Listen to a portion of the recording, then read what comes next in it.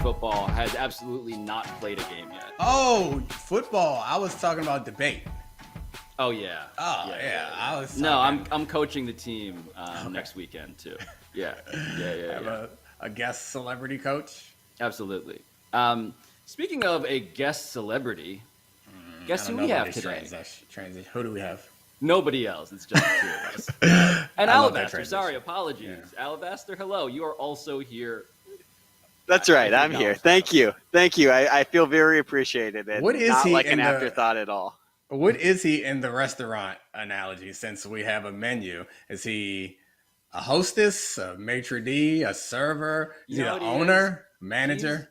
He's the waiter who keeps on coming over asking if we need something, even though he knows by our body language we absolutely don't. Oh gosh, it's like we know. Yeah, we said tap like 15 minutes ago. Stop asking us. Honestly, that was a lot nicer than how I would describe myself. I was going to call myself the busboy that's just like cleaning up the dirty dishes that you leave on the table and walk out. That's good too. I like that also. Yeah. You do earn your supper, Alabaster. So where do you want us to start? Let's start with some tennis. And the story coming out of the U.S. Open yesterday is young American Frances Tiafoe's victory over Rafael Nadal. Big foe? Yep. And what does that mean for American men's tennis? So big foe, thing or a thing you just invented? No, it's a thing. Great. At least according to Coco Gauff, it's a thing because she tweeted it. So since Tiafoe is a turtle like your boy, I am gonna pretend like I've been in on Big Foe from the beginning. I love Francis. He's the man. What Bradley Beal was at the game. LeBron tweeted about it. Big Foe. Okay, Domonique, we're doing the thing where we reference other celebrities to prove how big this celebrity is, and it's unconvincing every single time. No, it's like the WNBA syndrome, where it's like, look at all the NBA players courtside, and it's like, but we're not talking about the actual way. I'm here for the fundamentals of tennis. I'm not here for the fundamentals of tennis because I did watch...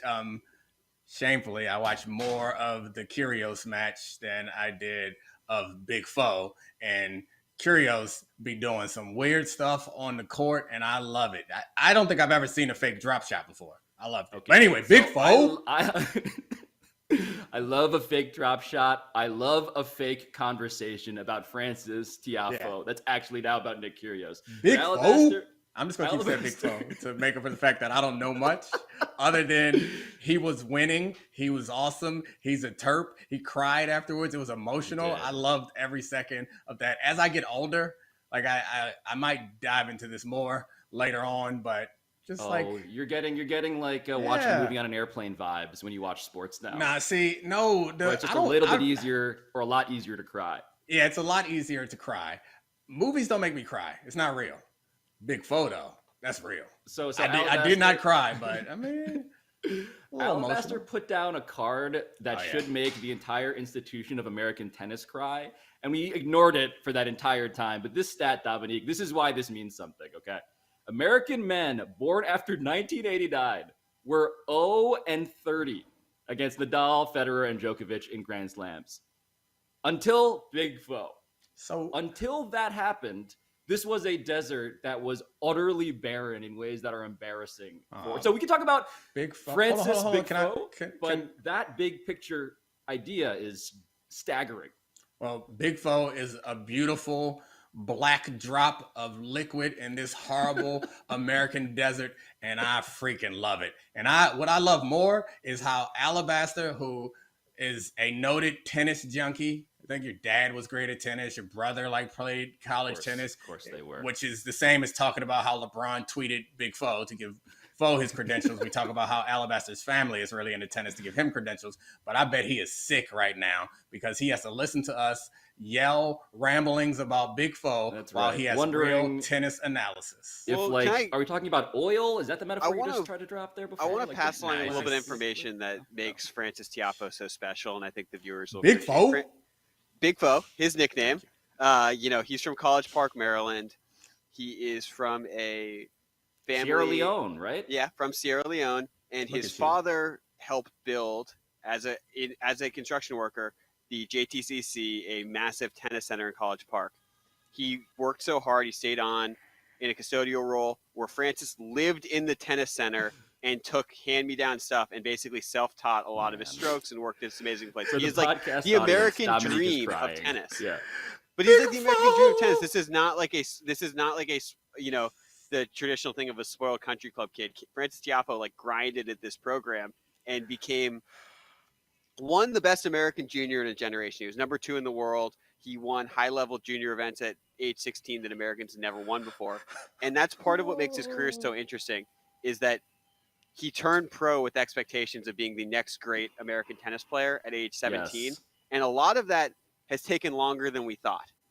And there are a lot of reasons for that. Tennis is really hard. There were 3 Michael Jordans at the top of the sport, like we talked about there with Djokovic, Nadal, and Federer.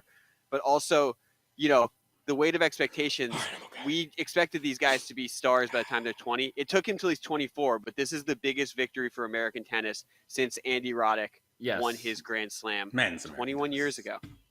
No, and the reasons why, I mean, we can get to, actually, let's leave the reasons why American tennis, Alabaster, has been so barren till a little bit later, because I feel like you're going to have a lot of thoughts about that. I want to space out the Alabaster outbursts. Yeah, but right now, Domonique, it is like just visually very satisfying, even though Nadal is older, right? Like Nadal this year was undefeated at Grand Slams. He won the Australian Open. He won the French Open, only withdrew from Wimbledon because he was hurt, because he tore that abdominal muscle. So like when Nadal is in this, yes, he had won 27 straight matches against Americans specific. Wait a minute. We need to talk about this. Like, what a stat.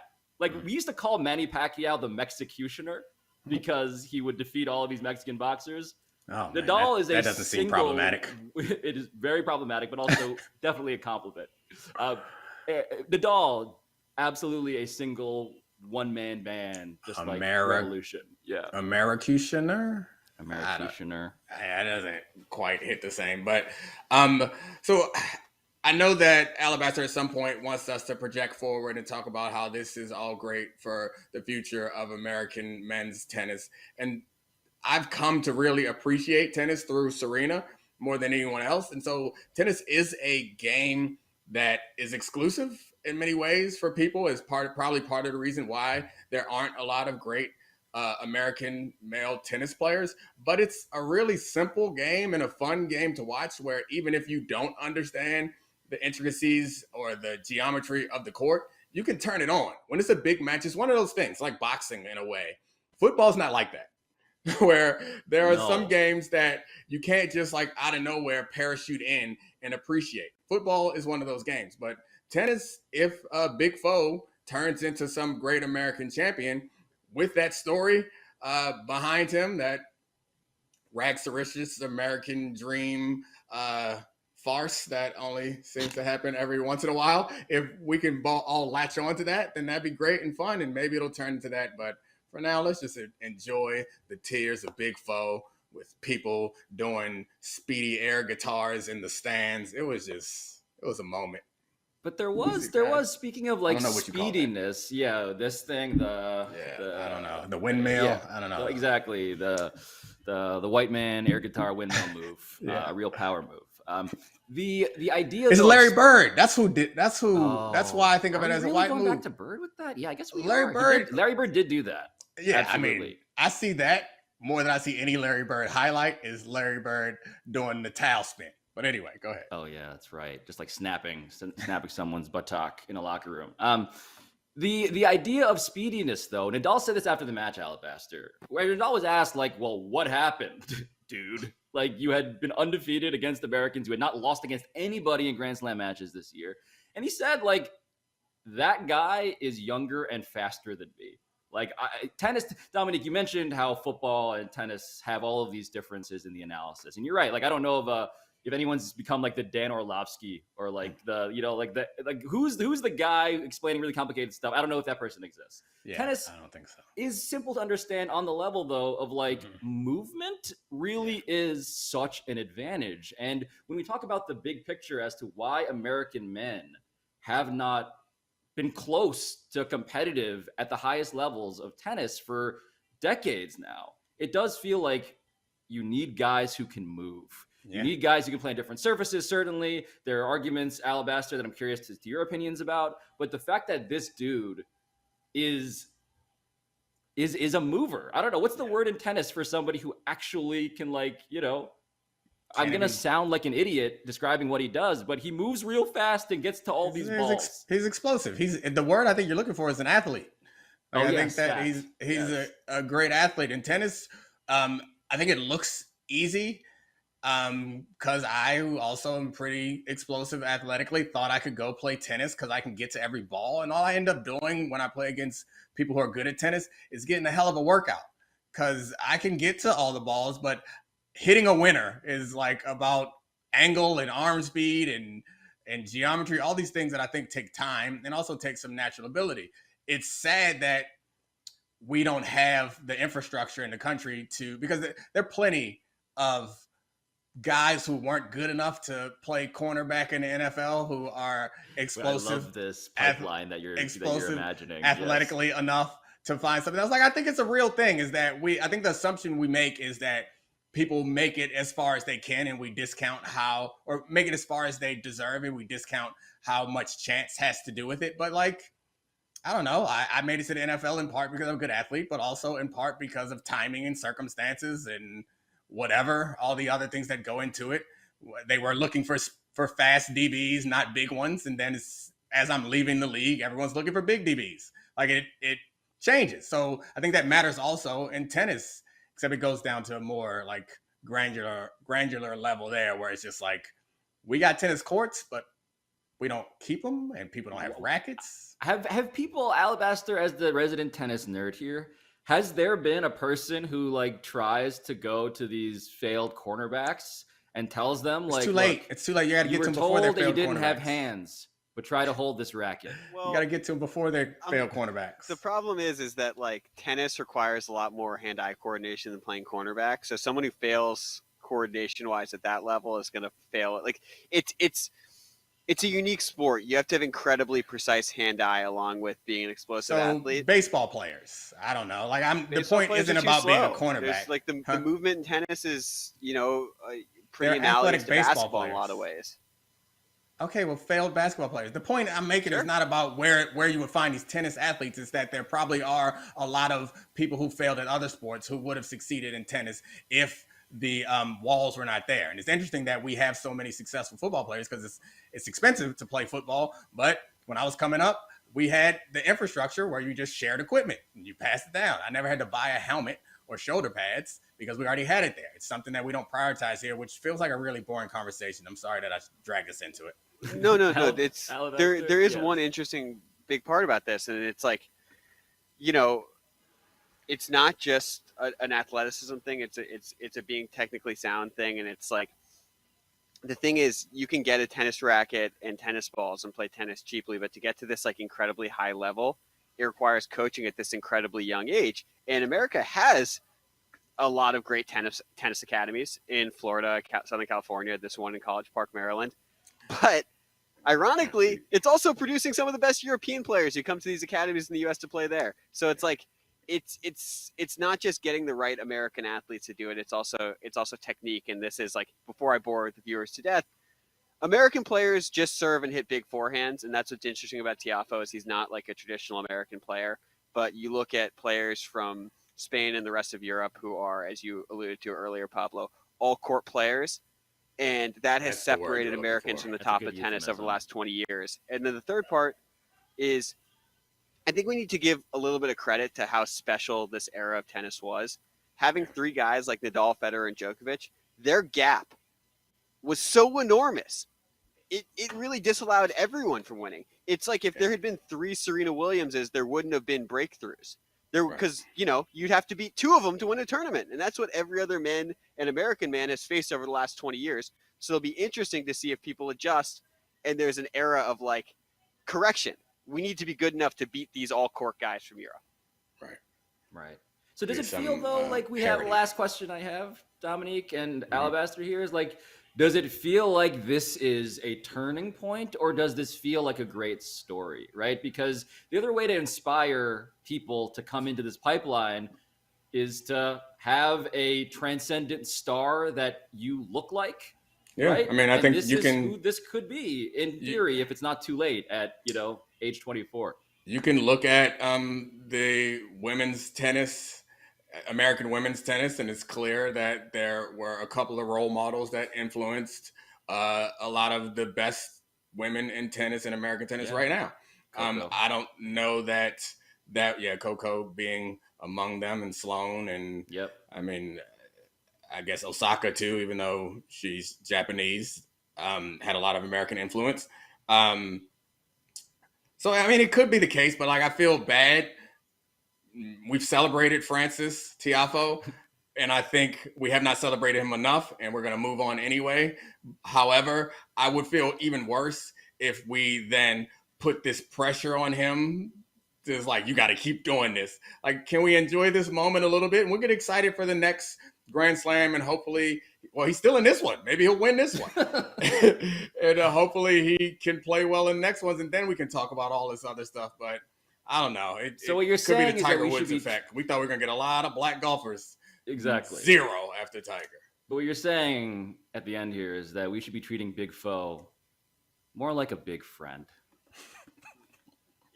And for the record, this is Great also, cherry. there are a lot of young, good American tennis players. There are several in the top 50 and even more in the top 100. The most there have been in a long time. So yeah, I'll believe it when I see it, though. I'll believe it when they get here. I don't know. Sorry, not to turn into Mad Dog Russo, but like, I've been hearing rumors of all of these prospects, and here's one who finally does the thing. So I'll believe that when I see it. I don't care about no top 50s. Give me some Grand Slams. That's the only time I turn it on. I ain't watching these top 50s. I want to see the quarters and the finals. That's what I'm about. That's the type of tennis fan I am. Pablo, to your point also, I will say it's interesting that you talk about inspiring next generations. That's actually what's happening in Spain right now. This is the most fun part of any sport is prodigy on the rise before you put too much pressure on them. Carlos Alcaraz is a 19-year-old Spanish player who's also in the quarterfinals and is sort of an amalgamation of Nadal and Federer and a sinewy ball of fast switch muscle that you don't normally get to see in tennis. And that's what we need in America. We need a generation inspired by these great players to follow. I got to commend you on your quick Googling and reading about this person and presenting it as if you've been following them. What's next? I'll send you some clips. I hope it's more sinewy balls. I hope that's what's next. Sort of. All right. Question. After losing to FSU, do you have less faith in Brian Kelly turning LSU around? So I have no interest, Domonique, in playing the long game on this topic. Like, I know this is a 10-year project, et cetera, with Brian Kelly. But I want to talk about just how, like, he has these electorates as head coach at LSU. And every one of those electorates seems to have, I think understandably, questions about whether this is the right guy to have elected. Yeah. So, I mean, I think they would argue that they did not elect him, and they would be right, which is probably why they are opposed to him. Like, we can go through the Brian Kelly resume at LSU right now. It's a fake accent at halftime basketball game when he said first impression. Family. Then it's the 360 camera where he is doing John Travolta dances. Yes. Right? Most generously, Pulp Fiction homage. Yeah, I guess. And he did not By the way, that while recruit. grinding on the back of a player, which is the true, why is any of this happening? Then we had, and I like to break up this game into a couple different parts because this stood out to me. The halftime, when he came out of halftime, they put a microphone in front of him, and he said, "We can't play any worse. Actually, I don't know. Maybe we can. This is only my first game." And then they blew a game that they were, I'm sure, favored in to a team that is rebuilding, I think is to be kind. Florida State is not the Florida State of old. So that is the complete Brian Kelly resume. How can anyone have any confidence after anything like that? And LSU rebuild, or I don't know what word you used, change the direction, or LSU was down recently, but they are not 500. Yeah, but they are not bottom of the barrel. They got all Americans on that team. So I don't know. The turnaround is winning SEC championships. It's not being able to beat Florida State. Like, that should have been easy. No, but it does feel like repeatedly Brian Kelly is given these opportunities to make a first impression, and at every turn he face plants. And so when Alabaster puts down this card that details the special teams aspect of all of this, Domonique, I mean, look, the final 2 minutes and 15 seconds of this game as LSU is down 7. They go muff punt. Then FSU fumbles on the goal line. LSU drives 99 yards and scores as time expires. And then FSU blocks an extra point, which was the second kick they had blocked in that game because they blocked a field goal earlier. And this is one of those things where, as a coach, talk about the press conferences. The press conference also after the game was not great. It wasn't as embarrassingly viral as the other stuff, but it wasn't great. And it wasn't great because I feel like there's a question as a head coach when something happens, when so much incompetence happens on the field that obviously you personally did not cause, right? Like, you didn't muff those punts. That kid did twice. Sure. You didn't have that kick blocked yourself. Your players did. But there's a point at which so much is happening that's bad on the team that you coach. You have to figure out in your own mind, like, when do I blame them? And when do I blame myself? So the muff punts, I will not put that on Brian Kelly. Like, that's not a practice thing. I don't think. I assume the kid practices catching punts. It's not a discipline thing. That's a nerve thing. Maybe they put too much pressure on him or something. Or maybe he's not. Maybe he's never caught a punt before. I would doubt that. But I felt bad for him after number 2, to be clear. The blocked extra points and field goals, that's coaching.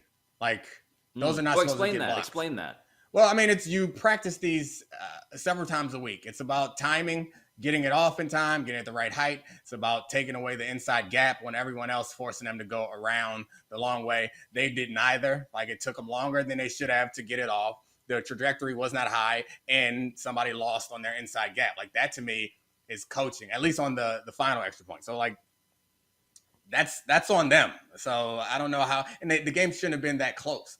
And another thing to throw on their resume is I learned this weekend that they lost, I think, a cornerback to Alabama. Like, you can't have your players, your good players, transferring out. Like, this is all on the Brian Kelly resume. And the worst part of the game for me was when I think I was informed that the band director at LSU is from Jackson State. So they have modernized and urbanized some of their music selection. So I heard them playing the classic Hood Rich song, Stay Fly.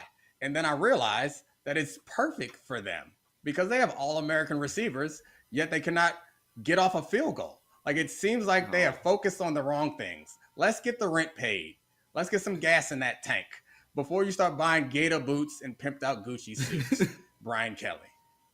But to the point of those receivers, right? Like, after the game, this is never a good symptom when you develop it in 2022, where your receivers, including your star receiver, Kayshon Boutte, great name. But Malik Neighbors, guy muffed those 2 punts, and Kyron Lacey, they all have to, like, go dark on social media, wiping their accounts of anything related to LSU. They don't have to. Well, not because they were definitely going to, like, enter the transfer portal, but because they were just getting shelled by negative feedback and comments, which is what happens after, a first game when LSU loses to FSU, which then declares that FSU is back on the strength of that victory. Yeah, I don't know. FSU fans need to temper their expectations because we may be finding out that this LSU team is not as good, even though they're talented. They're not as good as they would think. I think Brian Kelly would like a little bit more latitude, but I think no one's expecting you to beat Alabama. But you can't lose to an out-of-conference ACC opponent that is not Clemson. Like, it can't happen with the way that they recruit, the talent that they have there, essentially a home game in New Orleans at the Superdome. Like, these are all, and it was like close. You didn't deserve, it was closer than it should have been. You didn't deserve it to be that close. You got really just beaten. You just got terribly beaten in that game. And I don't know. I'm not an LSU fan, but I can feel their frustration and embarrassment and their regret, frankly, for Jimbo Fisher Yeah, Jimbo Fisher hadn't had, or the program left behind FSU, they haven't had a winning season since Jimbo left. And so this felt like a would-be cupcake. Instead, what ends up being is poison. Where's Coach O? What do you think Coach O is doing? I want to, I know he's a problematic figure. I want to hear from him. I don't need to see him. I just want to hear from him on this stuff. I feel like he's got to come out and say something in that gravelly voice right now, and he's gonna make the fans long. He's gonna be on like a Twitter Spaces after the second week of the season. But to the point earlier about the electorates, Alabaster, right? Like, so the players are feeling shaky about Brian Kelly, presumably, right? This is not a great way for their relationship to get off. You have the alumni who are furious that they just lost to FSU. And then you have all of us who obviously are here to just laugh at a guy, Brian Kelly, who seems uncomfortable in his own skin. I was trying to figure out, like, what distinguishes Brian Kelly that makes him such a character that I'm looking forward to watching and laughing at and rooting against. And it's because he is this mixture of guy who is actually good at coaching football. Like, his resume at Notre Dame, proved he is a more than good coach. But there is always this ceiling where he could not beat Alabama and Notre Dame. He could not beat the top Ohio State, right? So what happens is that he goes to LSU, where he finally gets the players which would enable him to do that. And instead, he finds out that maybe this is a Sisyphus situation where he's trying to roll this giant boulder up a hill. And instead, the boulder just keeps crushing him, while simultaneously he is trying to figure out how much honesty do I give people about how much I resent my own players right now. Which is a delicious recipe in college football. Notre Dame has to be the happiest team after a loss in all of college football. They got to watch Brian Kelly. They lose, covered. And they only lost by 11 to OSU. And they were competitive in a game that they lose by 100 points every year. Not just to Ohio State. I mean, to Alabama, to Georgia, to any big-time opponent. Yep. They competed in that game in their first game since Brian Kelly. They have to be in heaven. I don't know if there are no moral victories, but I think they got some in South Bend right now. Moral victory. Another ingredient is that the special teams coordinator, who's also the recruiting coordinator apparently at LSU, was the guy who had that job at Notre Dame. And that guy happens to be Brian Polian, whose last name you might recall because he is Bill Polian's son. And so the idea that they lost those two guys now obviously feels like a win, Alabaster. Like that, I do think Notre Dame in the moral victory ranking right now, they might be number one in the country. When we would sometimes when in the NFL when the coaches were happy, they give us Victory Monday, which like you win a game on Sunday, a big game, and so you get Monday off. You think they got Moral Victory Monday for Notre Dame? I feel like they deserve a Moral Victory Monday where they don't have to come in. I believe it was Kanye who said that moral victories are for minor league coaches. But in this case, that feels appropriate. Like college football should absolutely, by that very standard, should be a minor have league. Moral Victory Monday. Can I ask one more question about Brian Kelly? We should have that too. Wait, what did you say? We should. One more question about what we did. Well, Labor Day. We had Monday off. That's true. The American worker got a Moral Victory Monday. I know you're taking a lot of L's, but so guess sad. what? Moral Victory sad. Monday. Baton Rouge. I've never been to Baton Rouge. I get the sense, though, that Baton Rouge is very invested in LSU football. And that's one of the things that sucks about being a college coach is he can't go nowhere. No, you are the mayor. Like you are the governor, he can't the go mayor. nowhere. Like the governor and mayor, no one cares as much about the things that the governor and mayor are doing. That's true. Like on a daily basis or weekly basis, you step out there and you do something that will impact the way people treat you for the rest of the week. He is all DoorDash right now.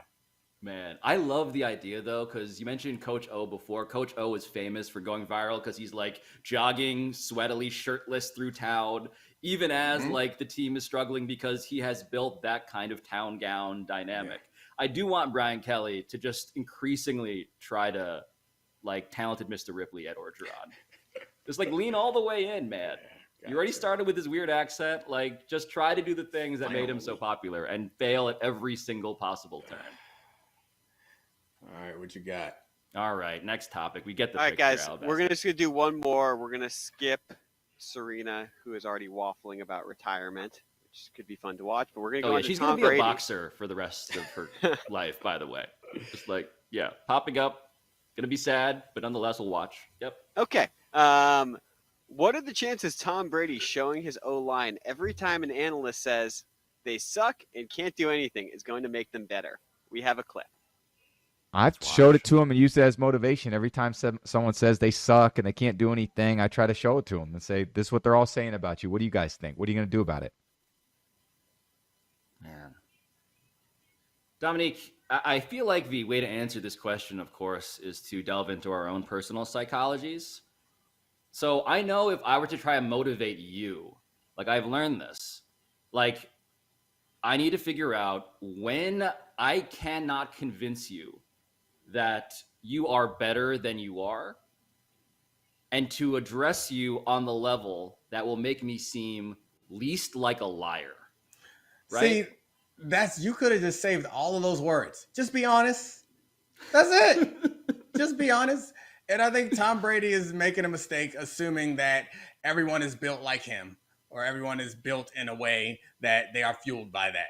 So I give it 50-50 because maybe half of them will be motivated by this. Another half of them could be discouraged by this. Like so many coaches are like, don't look at your mentions, stay off of social media, don't read all this, because they don't know what that input is going to do to you, whether it's positive or negative. Tom Brady is assuming that this input is going to help all of these guys. Yes. I'm not sure it will. It suggests to me that they are not already motivated, or that protecting the greatest quarterback of all time is not enough to get them going. That somehow the fact that I or some other analysts are like, hey, they stink. It's like, oh, well, in that case, I'm going to practice harder. But the honesty thing, Dominique, because your point is well taken, right? Be honest is a good 2-word summary of all of my jabbering. But at the same time, like there's a difference between being honest about my thoughts about you and then being honest and bringing to you all of everyone else's thoughts, right? Like that's the distinction. Like, why are you bringing me everyone else's unvarnished, very blunt thoughts here? Because to me, like what I'm worried about, because the Bucs O-line is disastrous, right? This is the story here. Ryan Jensen injured. That other dude, Aaron Stinney. Sorry, we're now like, this is where I feel like I'm 45. I'm like, I have to figure out the name of this Bucs O-lineman in tiny text. But that guy is Aaron Stinney. Of the two screen is that we get a smaller alabaster box, and I can't read any of those names. That's right. But the point is, one guy left for the Bengals, Ali Marpet, who was excellent, retired. And so what they're left with is a bunch of guys who clearly are the weak link on this team.